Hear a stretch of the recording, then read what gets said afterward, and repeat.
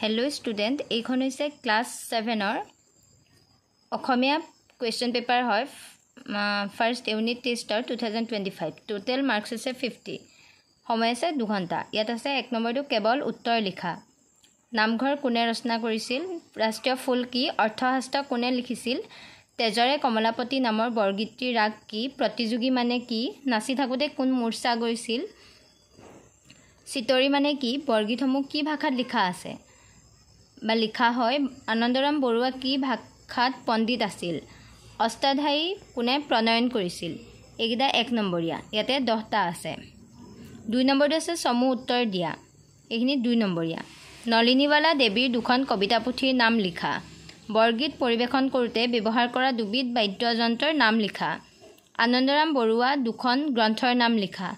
প্ৰথম অসম সাহিত্য সভা ক'ত আৰু কেতিয়া হৈছিল আমাৰ ৰাষ্ট্ৰীয় প্ৰতীক আৰু ৰাষ্ট্ৰীয় ফুল কি 3 নম্বৰটো আছে তলৰ কবিতাটি 10 শাৰী মুখস্থ লিখা জন্মভূমি কবিতাটো ইয়াতে আছে 10 চাৰিটো আছে ত্ৰিজগত মানে কি তুমি জনা তিনিগৰাকী দেশপ্ৰেমিকৰ নাম লিখা 3 আনন্দৰাম বৰুৱা কৰ্মজীৱনৰ বিষয়ে কেইশাৰীমান লিখা ইয়াতে 4 আছে বাক্য ৰচনা কৰা প্ৰাচীন সুখ্যাতি সংকল্প অৱদান ইয়াত 4 আছে প্ৰত্যেকটোতে এক এককে বিপৰীত শব্দ লিখা উখ